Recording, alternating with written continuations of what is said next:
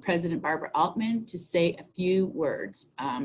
You will note that when you came on, the meeting is being recorded, and if you are not interested in that, you can leave the meeting, but we want to share the outcomes of this with students who are not able to make it. So with that, President Altman. Hello, everybody. I'm so pleased that we are holding this event today. It's another way that we can reach out and make sure that we're making you aware of all of the different ways that we can be supporting you this term. So I am in my office, which is a real treat. I have been working off-site much of the last 6 months. And so it's a pleasure for me to be back on campus. And as I walk across the campus to see students, all of whom, by the way, are beautifully respecting the principles you signed onto with the pledge. I haven't seen a single student without a mask and without appropriate distancing. So let me start there with a thank you to everyone who is doing such a great job of observing the safety and public health measures that we all depend on for this. So bravo to you. Here we are in week 3, and there are a lot of things going really well. So let me thank you for that. And just to say that it is the foundation of everything, and it is the foundation that allows us to keep having people here in residence. So pleased that it's going well. I am wearing my FNM mask day in, day out. I have 2 of them. I wash one every night, and I get the clean one in the morning, and off we go. So delighted to see you. Let me just say that you are going to hear from a number of people in academic affairs and in student affairs who are here to help you get through this strange term that still has all the same opportunities and all the same requirements as a more normal year. We want to be sure that you know where you can turn to for help, whom you can turn to for help, and that there's a whole huge team of us here to be in touch with you, to help you take care of academic needs, social needs, emotional needs, physical health needs, organizational needs, all of those skills and all of those aspects of your life that you pursue while you're here on campus with us. We have got all of those aspects covered and can tell you who can help and how. So I'm going to stop right here, right now, just because there's lots of good information to come. But I wanted to give you a quick welcome, let you know that I'm here with you both in body and in spirit. And I'm delighted that we have both commuters and students in residence on campus with us today. So I'm present with you. I'm going to turn off my mic, but I'll keep my video camera on, and I'm going to be learning along with you. So I'm going to turn it back to Vice President Moriarty, and she will tell you what you can expect from the rest of this content today. Thanks for being with us. It's good to see you. President Altman, thank you so much for that really warm and wonderful welcome. I really want to point out to the students that it is a rare institution where a president would join us for something like this and spend the whole hour on it with us to ensure that she knows the kind of information that we're sharing, because the questions that you all pose to us come all the way across campus. So thank you, President Altman. We appreciate that. I'm just going to do a quick introduction of myself. I'm Deb Moriarty, and I am the interim Vice President and Dean of Student Affairs. I'm still learning my title. I've been here a week and a half. And I'm filling in for Margaret. Why am I blanking on Margaret's last name? Somebody help me. Margaret Hazlett. Dean Hazlett. Margaret Hazlett, I knew that. Sorry about that. Who is just away from campus this semester, and I am filling big shoes, but I'm really delighted to be here and really excited about being at a small private school, which is a different experience for me. And I have to tell you, I love what I'm seeing so far in terms of student engagement, faculty and staff commitment to the students, and the general sense of a really strong community that I see here at FNM. Want to remind you that the session is being recorded, and also wanted to note, if you haven't noted, that we have an ASL interpreter. Libby Berlin is graciously telling us hi and signing for us, which is a nice feature. This session is really geared towards our students who are living and learning on campus. Last night we did a session for students who are in a remote situation. So if you're interested in learning about the conversation with students who are remote, that has been recorded also, and we will be publishing these shortly. The other thing I want to do before we begin is just take a moment to recognize the significance of today, 9/11. Probably some of you weren't even born when this happened, but for those of us who are sharing the screen with you, it is a a significant day in all of our lives that really had a huge impact on the world that we live in today. And I think for those of us who really did experience that at whatever level, it is forever a mark of our generations that really shaped sort of the turning of history. In some ways, students, I feel like COVID, in a very different way, but in a similar way, will have the same impact on your generation, that what you are experiencing, a global pandemic and the impact on thousands and thousands of lives being lost, and the complete disruption to our day-to-day operation will shape your future in ways that we can't even predict at this point. Certainly it's shaping your collegiate experience, and we want to work with you through this complex and confusing time to make sure that we're providing the strongest learning and engagement opportunities that we can at the university. So we have some, or the college, so we have some great panelists here to talk about resources and opportunity. Joining me in the presentation are the following panelists. Amelia Rauser is our Associate Dean of the Faculty and Professor of Art History. Susan Knoll, who is our Care Coordinator. Beth Throne, who is our Associate Vice President for Student and Postgraduate Development and Adjunct Professor. You will be hearing from each of them. We are not going to have a Q&A session as part of this. We were concerned in the beginning that that would take away from the conversation with you. We are going to make it interactive in some ways, and we're going to make sure that you're writing down all of our names so that you know you can follow up with any of us if you have questions following the webinar. You know, I am just so impressed with the students that I've met here. Though it's been few in person, it has certainly been a number online. And as President Altman said, just watching you all abiding by the masks and social distancing and the kind of rules and regulations that we've put in place in the residence halls. This is really, I'm gonna say, not fun for any of us. I am just stepping back on a campus after about a 7-month break, and it is a completely different campus than the one that I left in December 2019. And we're all figuring this out together, right? We're figuring out how to manage, teach, administer, make connections with you in the same way that you're learning how to do the same thing with your peers, with your faculty, and with other opportunities that are and should be available to you. So we appreciate you being in this with us. We want to ensure you that we're in it with you and that we're all learning together and navigating this. And I'd like to say doing the best we can and continue to improve our delivery along the way. For the students who were remote yesterday, I think they face really unique challenges compared to those of you who are on campus or are able to come to campus. So I expect there to be a little bit of gratitude that you have access to campus. I think the remote students are really having a very different experience. And part of what they told us yesterday is, you know, there's a lot of loneliness, there's a lot of missing campus life. And so we hope that you're taking advantage of the opportunities that are here for you. Let's see. So we're again gonna encourage you to make the most of it. I have been very impressed with a few programs that I've gone online for. One I actually went to in person, with the turnout of the F&M student body. The first night I participated in a program, staff were like, we're disappointed there weren't more people. And I said, the institution that I was at that had 20,000 students, we would have been thrilled with the turnout that F&M got, which was over 200 participants in a webinar on a Monday night at 7. So I see that you all are engaged. I love your connection to the campus community, and you certainly make the campus community better through your presence as a student, as part of the community. Okay, so with that, I am going to introduce the first panelist who will share some of the resources and opportunities from her area, and that is Amelia Rauser. Hi, everybody. I'm Professor Rauser. I'm an art historian, and since July 1, I've moved over to Old Main, where I'm in the provost's office for a tour of duty over here as one of the associate deans of the faculty. So I'm here representing all of your faculty members today, and all of the staff and tutors on the academic affairs side of the house that are here to help you.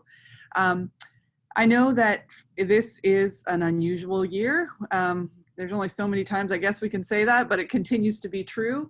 And we, all of us are having to make a lot of adjustments. So we knew, the faculty knew back in the spring, after the spring semester had concluded, that the dislocations of the pandemic were likely to continue into the fall. And so we really thought hard and consulted widely with one another, but also with student groups and DipCon about what we could do to make this year, 2021, a good year, and how to cope with some of the stresses and strains and limitations of the pandemic while still holding on to the things that were the absolutely most important, crucial goals for us. And as the faculty thought about how to approach this year, we had two overall goals in mind. One, the first was to make sure that whatever we did, we contributed to the health and safety of everyone in the community, that we were going to work with everyone across the college in setting up a system that was going to be safe and secure for all of us and contribute to our health. And the second was that we were going to focus on whatever we could do to maintain what was at the core of what an education is at F&M, which is based on the close intellectual relationship between faculty and students and students and students.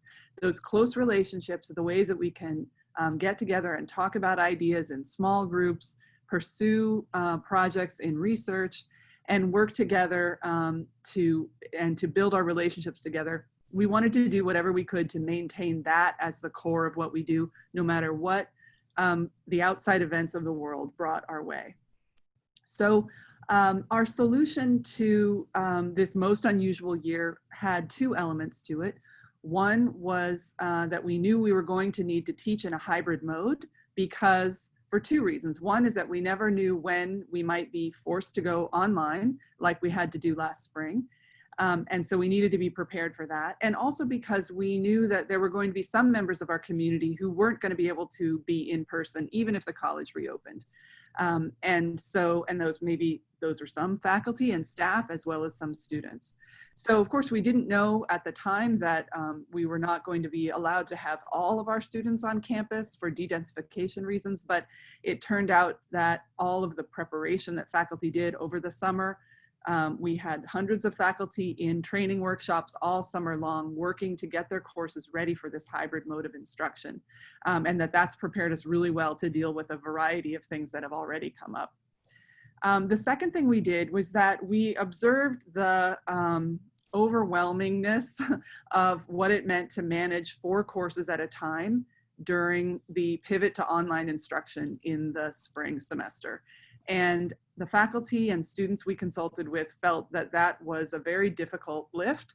It was hard for students to manage 4 different courses simultaneously that had different expectations, different faculty, different platforms of delivery, and the faculty found it overwhelming as well.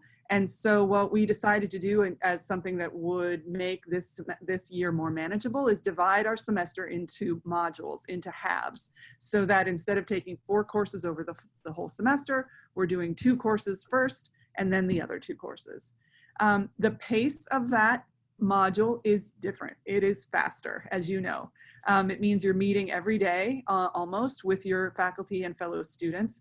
We thought that was in a way a benefit also because it means that was one way to facilitate these close relationships that we find at the core of our education. You're going to see your faculty member and your fellow students in that class almost every day. And so that to us was a benefit. Now, adjusting to anything new takes a lot of work. So we're still in that adjustment phase. We're just finished 2 weeks of the module system, and everyone's getting used to it, faculty and students. So we know there are frustrations with that. We also know there are some really good things that are coming out of it. And I actually wanted to give you a chance now to contribute some feedback about this and give us a chance to talk about it together. So we have a whiteboard, and I think my colleague Maura is going to help us here. So if you would like to contribute something to this whiteboard as a way to have a little bit of a discussion about the module system, this one is inviting you to contribute one thing that you like about it, maybe one thing that's been positive about it for you. And don't worry, I'm going to give you an opportunity if you want to contribute some complaints as well. And while I'm waiting for any comments that might appear there, I also wanted to reinforce where what the supports are in place for you with your academic work. So the first level of support is always the most direct, is always your faculty member. If you're having some concerns or questions of any kind about your course, you go first to that faculty member. All of us are ready to help you. That is a huge part of our job. Remember, you also have an academic advisor, and that faculty member can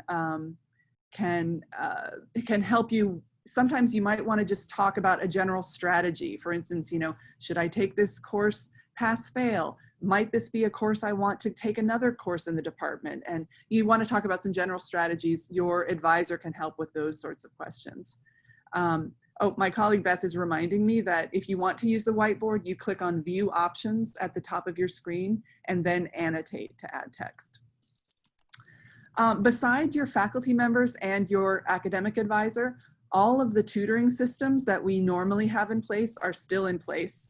They're just mostly operating in a remote capacity. So the Writing Center is operating using its online platform as it did last spring. So if you used it last spring, it's the same system this fall. The QNSC, the Quantitative and Science Center, is also operating using online tutoring sessions, and language tutors are also operating. And there's some really innovative things happening in some language courses where students are having face-to-face conversations over Zoom to facilitate their language learning. So just a reminder there that those supports are still there for you.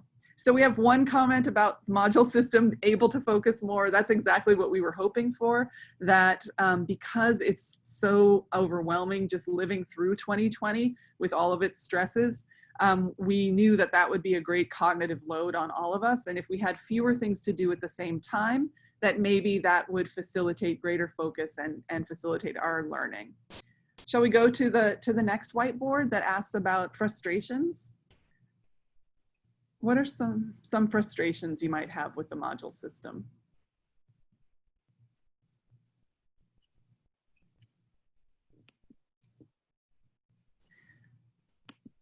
The main thing that I've heard about it is the pace. So it's an advantage to be able to focus on 1 or 2 courses at a time, but that means that you can't, leave your music history class for a few days and focus on physics instead. You have to really keep up with your music history every day, or whatever the case may be. And so that pace is different. It's a different rhythm. There's less turnaround time between when you learn something and maybe when you need to engage with that material by writing about it or taking a test on that material. So it's a different, much faster pace. Harder to know how well I'm doing in the class. No time for info to sink in. It's hard for me to read the second part of that. But yeah, that less time for reflection or for being able to turn over ideas is definitely difficult.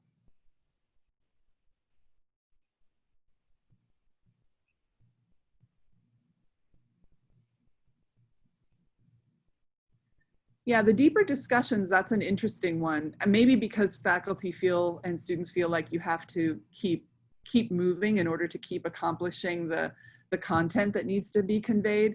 But the amount of time that we have together in class is actually a little bit longer in the module system, just a tiny bit, than it was in the semester system. So there are actually a few more minutes that you have with your classmates in the module system than you do in the semester system. So the depth of discussions should be something that's able to be continued. But again, it's always difficult to actualize something. Yes, very reading intensive. And this is something that we've been in conversation with faculty about.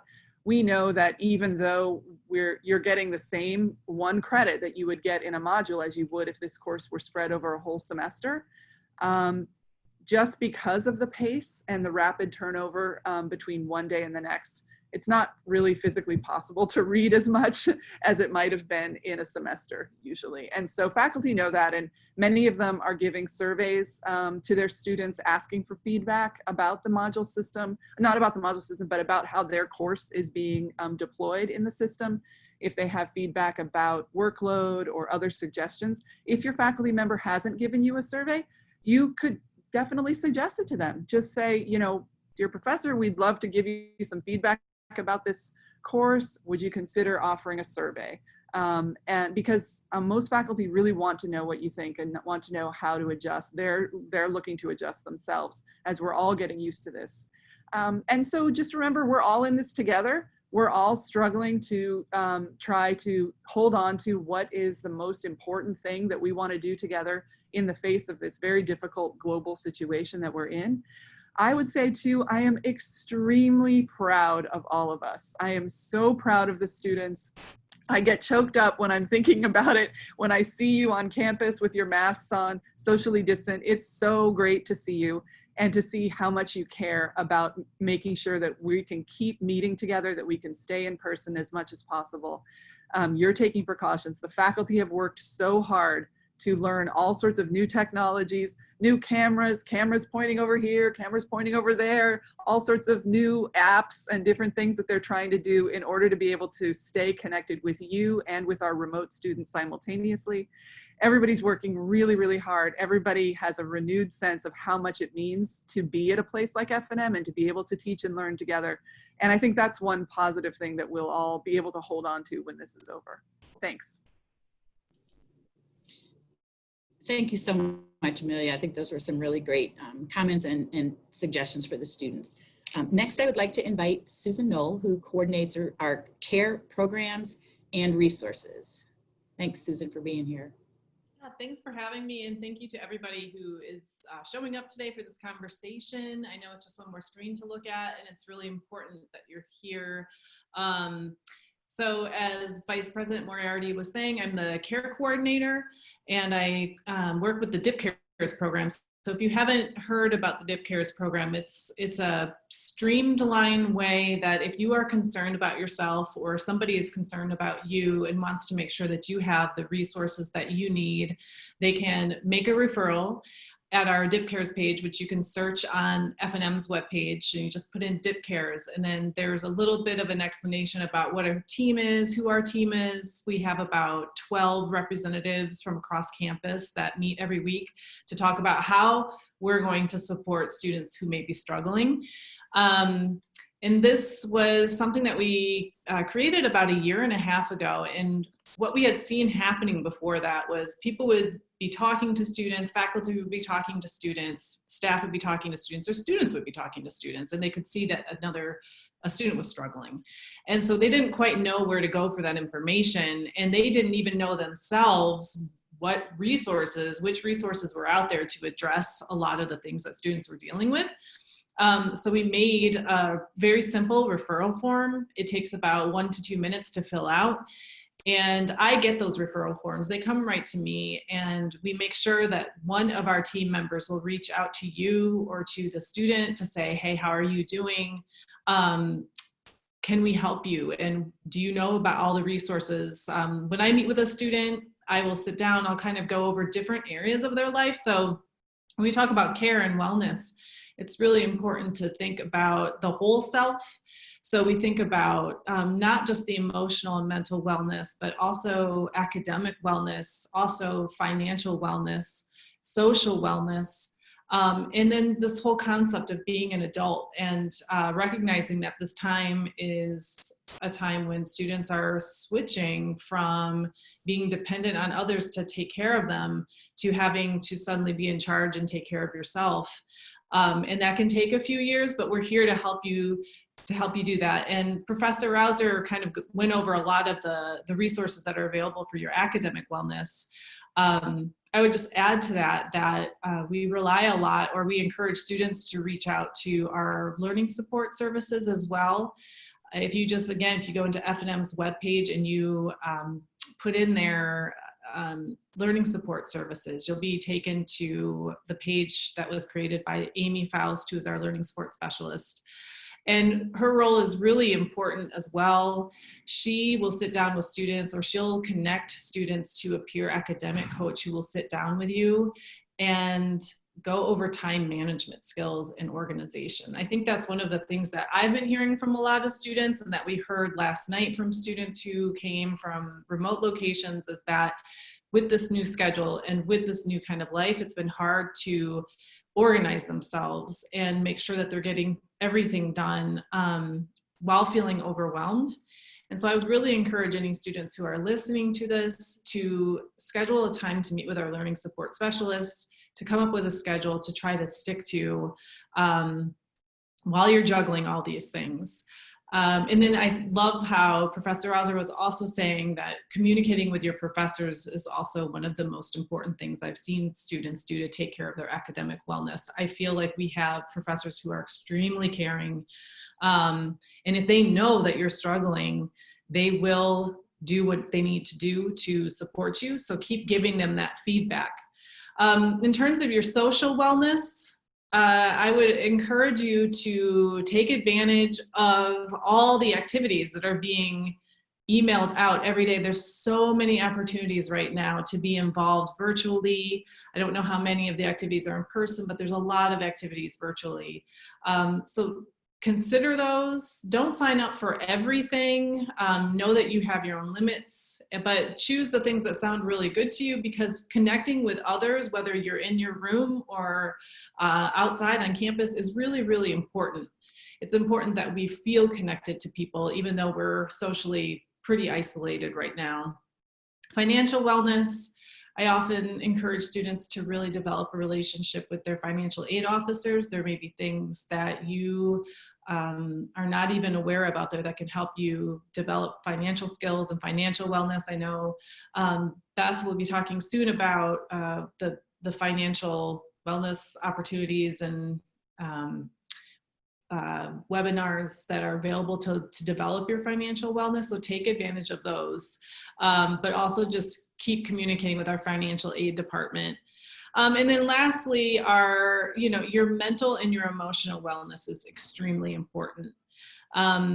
We've been hearing a lot of students say that they're anxious, that they have a lot of anxiety, that they feel overwhelmed, that they feel stressed out, and that they feel sad. And I'm sure there are also moments when you don't feel those ways and you feel like today is a good day, and then sometimes we don't have days that are so good, and that's completely normal. And I want to assure you that all of us are having similar experiences.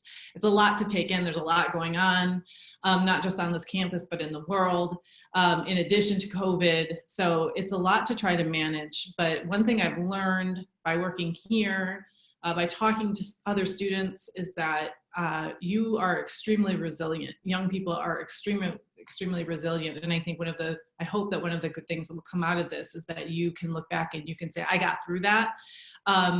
It did take me reaching out for some help, but I did get through it, and I can do a lot. And that's the one thing I also wanted to say, is to reach out, because there are so many people on our campus who are here for you, and we're waiting for you to reach out for us. If you don't feel comfortable reaching out to your HA or your house dean, tell a friend, and maybe a friend can facilitate that connection. But if you are struggling, just tell one person, and you can just say that I don't know where to go. And hopefully that person, especially your HAs, will be able to connect you to the right person. Now, that's where the Dip Cares referral process also comes in. I don't want you to be scared about referring yourself. It's really just resource connection. That's my main job here on this campus, is to know the resources that are here, to assess what your needs are and see what you're struggling with, and then let you know what you can do to address some of those things. So speaking of resources, if we could bring up the whiteboard again, please. It would be really helpful for us to know, for those of you who are here, what are the resources? So that could be, when I say resources, we're talking about people in your life, organizations and clubs on campus or elsewhere, or just other campus resources like accessibility services or learning support services. what are resources that have been getting you by during this time and helping you with some of the stressors that are coming along? If you could take a moment just to put in a person or an organization that you've been relying on right now.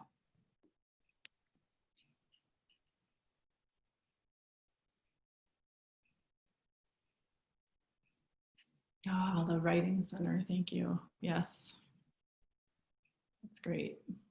Writing Center is it's just great that all of our academic support services are still running just like normal. And I think Professor Rauser also brought this up, but all of our academic and tutoring is still running, still available. Okay, I wanted you all to know as well. Yeah, friends, I'm glad to hear that. Friends are really important. I think it's also really important to try to get outside. I've been on campus occasionally. Yes, therapy. Thank you for mentioning that, actually. That's one thing I didn't talk about was for our emotional wellness, that we do have the Student Wellness Center. And all students, whether you're here or not, are entitled to 8 sessions of therapy every academic year. So if you are looking for a person to talk to on a regular basis, and it doesn't mean that you're in crisis, and it doesn't have to be that you're in crisis. In fact, I often suggest to students that they see therapists when they're feeling well so they can start building up the coping skills that they need for when we know stressful times are going to hit. So you can be proactive about that too. And right now they're seeing everybody via teletherapy. So, but you can call our Student Wellness Center and they will get you hooked up with a therapist either here or wherever you are. And we can work with our insurance programs too if for some reason you're off campus. Hello, Rod. Great, these are great. I forgot where I was going before this, but I do want to say that getting outside is really important. That's what I was going to say, is that I've been walking through campus. It's a little lonely out there. So we don't want people to be always in their room. It's okay to get outside. We just have to be safe while we're doing it. Lancaster is, I love the city and I love this community. And there's a lot of things coming up that are off campus. I go through Buchanan Park a lot and it's empty. So don't forget that there's really great restaurants where you can get takeout and you can sit out in the park. Maybe you can even do some of your workout in the park. I just see Buchanan Park completely empty. And there's also Longs Park, not that far away, over by Wegmans. We have our Lancaster Loop, which is our shuttle service that goes around and take students to various places around campus if you don't have a car. So really take advantage of those opportunities to get off campus with a friend or two and stay distance. But we want to make sure that people are getting out of their dorms while you can, because that's really good for your mental and your emotional health. And the other thing I wanted to say before we pass this off to Beth Roan is that if you go to our Dip Cares website, there's tons of resources on there for just self-help for a variety of needs. We try to think of all the issues that we've heard of students having. So if you're not ready to go see a therapist right now, but you still want to know what kind of resources are out there for yourself and to take care of yourself, please just go to our Dip Cares webpage. We have lots of links and kind of ideas for if you're struggling with anxiety, if you're struggling with depression. We've put some specific links on there for things that you can do.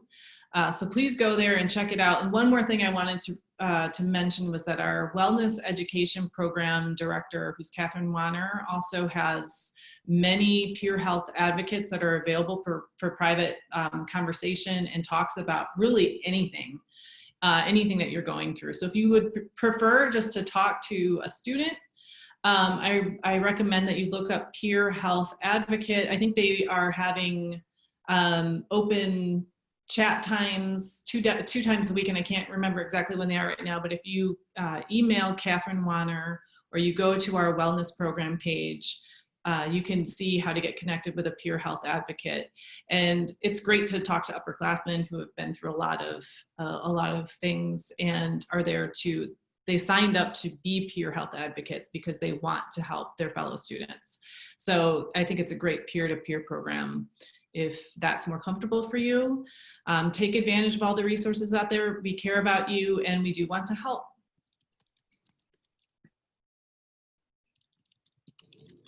Thank you so much, Susan. And next up is Beth Roan. Hello, hello. May I ask the students, if you're comfortable on the call, if you can chat in, where do I find chat? Lower right-hand screen, you know, you've been using it perhaps in class. And can you chat in your class here? I just want to make sure if I can give you something specific for class years that happen to be live. I'm going to continue as you do that, but I would love to see just class years on the call. So feel free to chat that in while I continue. So I am proud to be here. Beth Roan, Office of Student Postgraduate Development is the wonderful team I get to oversee. I'm also class of 95. Go Dips. And one of the, for folks who are 24s, go first years and beyond, you may see an acronym around campus, I hope you have, called OSPGAD. I'll apologize for it, but I won't because I think it's become a noun and a verb since we've launched. And the idea with the Office of Student and Postgraduate Development is that our mission is to prepare you for life and not just work beyond college. My title being Associate Vice President of Student and Postgraduate Development, my role is to help facilitate initiatives across the institution and beyond with external partners, alum, parents, employers, and beyond that are going to help prepare you for what's next. And that's what's next as a first year, sophomore, junior, senior, and also through the alumni years. Since March, we've had a lot of learning about what COVID-19 can do to a labor market and how invaluable support from F&M alumni and families can be to open doors for you. And so to take you from where we were to where we are and how we've developed resources for you, I just wanted to give a little, just kind of an update. Over the summer, the team at the Office of Student and Postgraduate Development really dug into how are we most accessible to students in residence and students who will be in residence and students who are remote. And we realized, first of all, having virtual advising will give us the best and most impact for you. So if you've never had a conversation with a career coach, I want to tell you, it does not matter that you have no idea what you want to do, or that you have exactly the idea of what you want to do. The most important thing is you set up that chat. Why? Because as we get to know you, it is not uncommon that we may say, hey, do you know what? You remind me of this person. I should connect you. You really should connect with this alum, this student, this contact, this person whose story seems like it will resonate. And that's how you start to build a network. We love helping you build a network, right, in ways that are meaningful. During appointments, it may be that we suggest, hey, do you know what? Have you seen that opportunity that came in? Have you thought about that workshop? So the more we know you, the more we can customize for you. So please do set up a chat. Beth, how do I do that? Every Sunday, you get a Just For You from OSPGAD email right around 5 o'clock. You're going to find easy links by College House. Also, if you are a pre-health, pre-law, or STEM, science, technology, engineering, or mathematics, there are special advising hours. You can just literally click it right on the calendar. So we worked over the summer saying, how can we create hours that are outside of a range, especially for people who may need to adapt outside of the module system and may need a later or an earlier appointment. We also had a drop-in, virtual drop-in, so you can just pop in and pop out. If you don't want to, I say sometimes an appointment feels like you're marrying a conversation. If you want to date it, then all you need to do is drop in. We also, over the summer, piloted some initiatives who I'm so excited to bring more fully to you. Among those is a virtual shadowing experience. Imagine during this beautiful long December and J term that you can spend time diving into fields with the assistance of up to 4 alumni, parents, families. Right now we are setting those up. Over the summer we piloted a virtual shadowing program where we had close to 50 students participating in science and research, human resources and staffing, and in education. So look for more information for that. Great way to spend some time over a J term. Also over the summer and into this year, super uber excited that we have grown what is now known as the True Blue Network. What is that? Yes, you will learn more about it in the OSPGAD weekly newsletter. But what it is, imagine an online community just for you to support your success and your development, where we have thousands of alumni and parents who have raised their virtual hand to say, I will take your call. I will refer opportunities. I will talk to you about my experience, and I'm going to refer you to other people in the network who may be able to help. You can search that online network by major, by identity. We've had a lot of folks who said, Beth, can I sort by LGBTQ+, by first generation, by person of color, by person with a disability, by affinity, by sport, by class year, by industry, by field? Yes, all of the above. So we launched that over the summer, and I anticipate, with the help of senior leadership and our colleagues in advancement, that we're going to be growing that network by the thousands. Why is that important? Let me circle back to where I started. In this COVID-19 environment, connections and open doors are important more now than ever. You are going to be competing against folks for virtual opportunities and for opportunities where it really helps to have someone give a little nudge, push, or open. So the better and more robust the network, the better for you. So we've been growing that. Also in that network, I just want to specify, we now have a new feature, was launched last week. It's called the Opportunities feature. And within a week, I think we have close to 10 opportunities that were referred directly by alum to you. Internships, you're gonna soon see project work. I love that, short-term project work for those who have said really would like to earn a little bit of money right now through J-term and beyond. So you're going to see project work coming through that system. But count on that as a network to understand what FNMLE, I know it's so cheesy, but count on that, right? Please, that system, the True Blue Network. Also coming to you this semester are panels. It is, I found, maybe I shouldn't be surprised as an alum, how easy of a lift it has been for family and parents to say, and alum to say, yes, I will be part of a panel. Yes, I'm happy to help present on a financial literacy series talking about credit and budget management, what you need to know about investing now, financing grad school and beyond. Yes, I'm happy to do a seminar on wellness, mindfulness, stress management, public speaking, negotiation, and beyond. So all of this coming your way. But Beth, I can't tune in. Didn't you see my answer? I'm kind of overwhelmed a little bit with academics. No worries, we're recording. And so you will also see those in that weekly OSPGAD newsletter. You're going to see workshops you may have missed so that you can access that digital library. And we're also posting resources on the True Blue Networks under the class groups. Class of 2024, your group is coming on the network. We're going to launch that. When to kind of get you into the F&M system a little bit before we launch it. It's coming. 23s, 2s, and 1s, you have class groups, and we're posting resources directly to you there. Panels, upcoming next week, F&M Alumni of Color and Law panel. Super exciting. Beth, do I need to be a person of color? No, you can be an ally. And that discussion is really for people to understand the challenges of opportunities for navigating a path through F&M to law.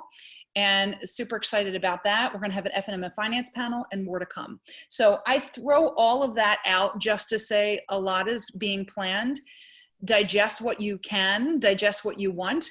Speak with your class leaders. Over the summer, my team, we reached out to each of the class presidents. First year class president, if you're listening, or whoever you may be, I promise we'll be in touch. We developed resources and opportunities specific to what the class presidents continue to tell us they want. So more coming. And with that, may I respectfully request the trigger of the whiteboard. And as it's popping up, let me give a little context, folks. You get emails, you may be watching Instagram, you may have people texting. For the purposes of how we can best communicate with you, how do you prefer to learn about upcoming programs and opportunities? If you can take a heartbeat at a time, just whiteboard that in. Again, Beth, how do I do that? Under view options at the top of the screen by the your viewing mark on an unbuilt screen, you can hit annotate and put that in. How do you prefer? And maybe I'll give a little more context as you're thinking about this. Do you prefer email? Do you prefer Instagram? Do you prefer text? Do you prefer someone tell you, your students and residents, do you like posters? where do you want those posters to be? We just put out nice little posters next week. What's the best way for you to learn? Imagine there's an opportunity, a resource that is like your dream. Oh my God, it's the best thing ever. If we cannot reach you and we cannot be heard, right? How do we do that? So right now, so far I'm seeing email. What I will tell you is emails that come through me and my office, we will make sure that has a title that's clear so that you can just hopefully by the title say, hey, I really want to click through for that. Word of mouth. Osbegod, my office, very, very rarely will do something without partnering with a club, organization, department, etc. So you will see that come through many different ways. Faculty recommendation, I would love that. Here's what I will tell you. We work very closely with the Academic Affairs Division. I see on the attendance Provost Wesson, and of course my colleague here, Dean Rouser, who's on the call. We continue to inform faculty of what is going on and for them to be fully aware. There are times where faculty like you are in a different space when they're working. So if they don't know about a program, please don't take that as this must not be a group program. It just means they may not know because like us, we're kind of in our worlds. Good. Thank you. So as you have any suggestions for things we can offer and do to support your personal, professional, and career development, count us in, count me in, and happy to be here for you. Thank you, Beth. Well, we're throwing a lot of information at you, so I'm going to give the panelists one other opportunity. Any forward-thinking recommendations, thoughts that you want to share as we begin to wrap this up? I'll start just by encouraging everyone to, look towards the second half of Module 1 and getting ready for Module 2. And remember that you are in charge of your own education, that everybody is here to assist you, to be a partner with you, but you will get out of it what you put into it, and it requires your active engagement. And that we're all really being as adaptive as we can and as flexible as we can right now. That's difficult on everybody. Change is hard on all of us, but if we keep our good spirits and we keep that sense of kind consideration and compassion towards one another, then we can keep making the adjustments that we need to make and keep working and learning together. Great, thank you. Anything else? I'll pop in with one word if I can, or maybe a couple more words. Piece of advice. Students, go outside your comfort zone. This is a space where you really have to look for and seize opportunities. They don't come to you when we're in a COVID-19 environment. It's not like you're going to walk through a group gathering. Hello, you shouldn't be for a workshop or other piece. There's a lot of emails coming your way. I know. Go out of your comfort zone. Join a virtual club, conversation, meet someone new, talk to someone from a different country, different city, different state, different locale, and really take advantage of everything that F&M offers. You will grow as a person. And of course, if you grow as a person, you will grow as a future professional. So a little bit outside that comfort zone. I'm not saying don't be safe, don't be well, don't distance. I'm saying push yourself and your boundaries. And I promise you'll benefit because of that. Great. President Altman? Yeah, I'd like to remind everybody to take satisfaction and pride in what you've already accomplished. Things are moving really fast, and I applaud you for getting on this webinar. This was a good way to reach out. It's just what Beth Throne was just saying. You probably reached out of your comfort zone to get on this with all of us. So be proud of having gotten halfway through the first module. No matter how discombobulating it feels, here you are and you are doing it. And like I said in the Common Hour on Wednesday, there's no roadmap for this. We're all just charting our new course through new territory. So pat yourself on the back for what you've already done. And I have to tell you one practice that I've adopted. I'm an introvert by nature, and so I have to push myself to reach out to other people. But even as an introvert, I'm feeling disconnected and isolated these days. I'm usually seeking solitude, and these days I've had more solitude than is comfortable for me. So I have just made myself a little practice, which is every day I send text messages to 3 people I haven't heard from in a while, even if they don't reach out to me first. And it's amazing how grateful people are to hear just a kind word, or even more importantly, a question, how are you doing? Question mark, has elicited just really wonderful responses from people. So the best way to fight your own solitude is to reach out to somebody else who may be feeling it as well. And I've made that my daily practice, along with, I have to say, for the first time in my life, a daily meditation. I downloaded one of the apps. It's really great. 10 minutes, it recenters me and it lets me let things go for 10 minutes. So whatever you can hang on to, be pleased with yourself for everything you are managing. Make sure you are reaching out and taking the initiative to connect with others. They need it just as much as all of us do. Thank you so much, President Altman. Well, we're running out of time. I also want to commend those of you who are freshmen and all the students who participated, but I think particularly for first-year students to take the initiative to participate in this, and hopefully you've learned some things that you'll encourage some of your peers to watch for the recording when it comes out. I certainly hope, I'm always surprised to see how much you rely on email as opposed to Instagram, because my impression is that Instagram is the generation's in communication tool. So I'm glad that you like email, because certainly we use email a lot here at FNM, but there's such good information in there. And finally, I want to say this panel is really fairly senior level leaders at this institution, which shows to you our commitment to your success as students here. I feel like that is the primary part of my position on campus is to help facilitate student success. I think all of the folks who work with you outside of the classroom feel the same way. And for me, success is your academic progress plus your personal and leadership development. So by taking initiative, reaching out to us, that is going to make you so better prepared to enter life after graduation when you leave FNM. I consider myself your Vice President and Dean of Student Affairs. And so if you have questions following this webinar, please reach out to me, to any of the panelists. I might not be able to answer specifically a question, but I will know how to get an answer to your question, and I will connect you with other resources. So please don't hesitate to reach out to us, because we really are here for you. So finally, I want to thank the panelists for your time. I don't want to single anybody out, but for a president to spend an hour of time on this, you would have to understand the demands on President Altman's time. So President Altman, thank you so much for your dedication to the students and to the rest of my panelists, who I know have full inboxes and lots of to-do things on your to-do list. Thank you so much for joining us. Students, I know you have a weekend that probably involves some studying. Balance that with some time for yourself. It's supposed to be a beautiful weekend, so get outside, take a break, and keep plugging away at the modules. Thank you for participating. I hope everybody has a good weekend, and we'll look forward to hearing from you. Thanks, everyone. Thank you, everyone. Great to see you.